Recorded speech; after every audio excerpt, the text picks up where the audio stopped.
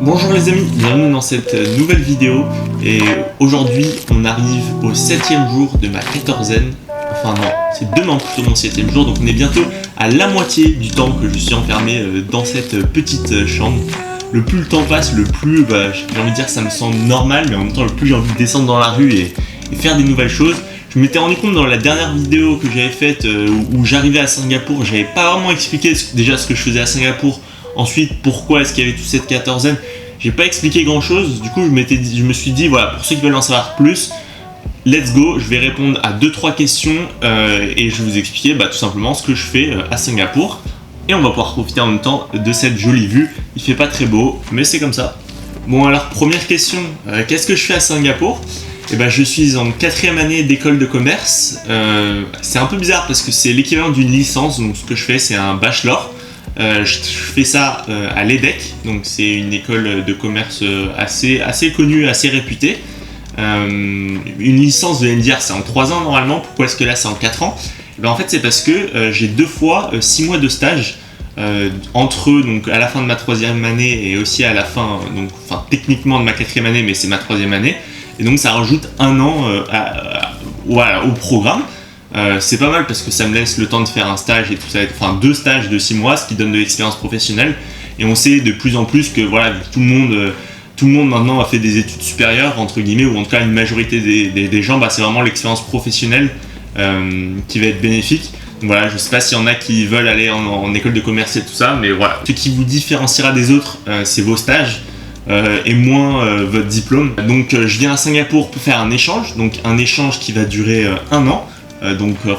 Pas vraiment 1 an, plus 2 fois 4 mois, donc là ça va débuter fin janvier et ce sera jusqu'à début mai, et ensuite ce sera de août jusqu'à décembre de l'année d'après, de cette année, du coup de l'année 2021. Donc les cours c'est à peu près ceux qu'on aurait eu en restant en France, mais on les fait ici, avec des profs dans l'université, on adapte nos cours, on a des choses en plus, on a des électifs aussi.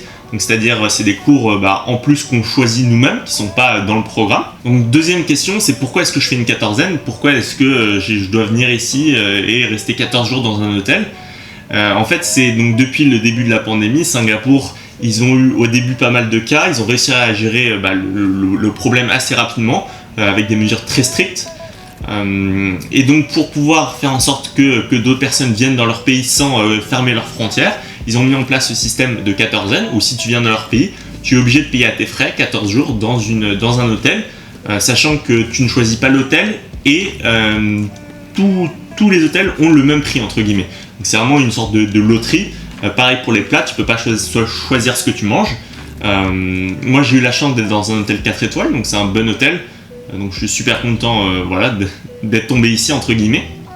J'ai une belle vue, c'est plutôt calme. Même si la bouffe elle est pas incroyable, je vous montrerai 2-3 plats que j'ai eu, sachant que là les derniers ils ont été vraiment super bien, donc j'étais vraiment content. Mais donc j'avais ramené mes propres petits plats à moi pour pouvoir manger un peu plus au cas où j'aime vraiment pas ça, ou que les portions sont un peu trop petites, entre guillemets, pour pas mourir de faim.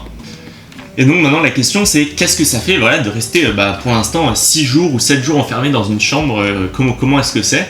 Alors franchement les premiers jours c'est passé assez rapidement entre guillemets parce que j'ai pas mal de trucs à faire, j'ai pas mal de trucs à rattraper, forcément je venais d'arriver et tout ça, c'est vrai que j'avais beaucoup de choses à faire, mais c'est vrai que ces 2 derniers jours j'ai commencé un peu à m'ennuyer, j'ai commencé un peu à tourner en rond, sachant que j'ai un rapport de stage à faire, donc ça me prend un peu de temps.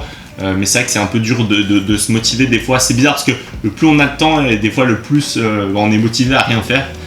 C'est assez contre-productif, mais voilà, il faut savoir dire on lâche un peu tout. Dans tous les cas on est là pour 15 jours, il n'y a rien forcément de spécifique à faire, donc ça sert à rien de se complexer par rapport à ça.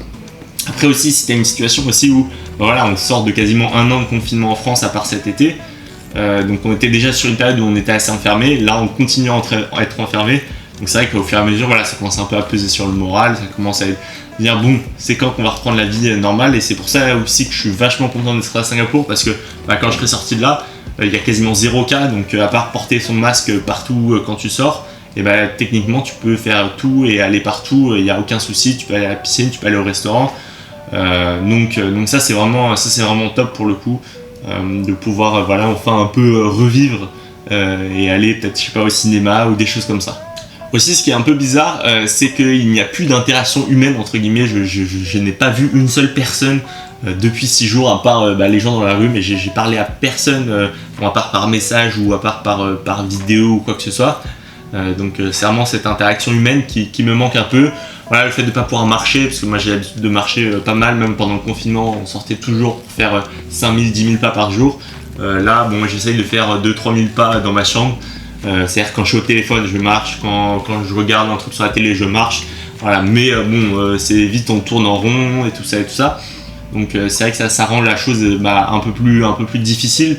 Parce que quand tu fais pas d'exercice, forcément le soir tu as plus de mal à dormir. Moi franchement je me couche plus tard que ce que j'aimerais, voilà, et du coup le matin quand tu te lèves, il est tout de suite 9h, 9h30, t'as pas trop envie de faire des choses, tu dis que de toute façon t'as toute la journée pour faire des choses, donc il est vite midi, il y a ton repas qui arrive parce qu'ici les repas ils viennent super tôt, donc voilà, c'est vrai que c'est un peu...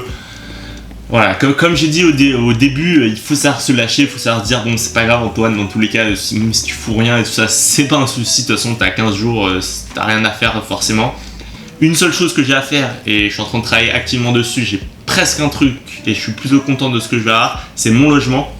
Il faut que j'ai un logement avant de sortir de cette quinzaine, parce que si j'ai pas de logement, c'est un peu la merde.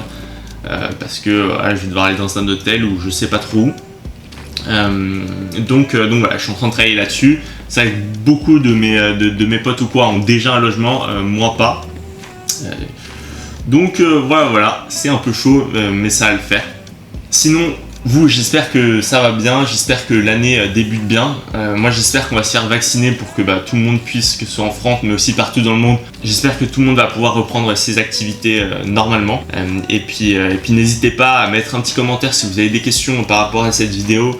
N'hésitez pas à mettre un petit like aussi, à vous abonner si vous voulez suivre mes aventures, parce que je vous promets que dès que je sors d'ici, je vais pouvoir visiter partout. Vous allez voir, c'est incroyable. Je vais être comme un petit fou à pouvoir sortir, à pouvoir filmer des trucs et à pouvoir découvrir un peu Singapour, parce que je pense qu'il y a beaucoup de choses à voir, même si ça reste une sorte de petite île où il y a une grosse ville dedans. Enfin, c'est très très très dense comme ville, et je pense que ça va être intéressant.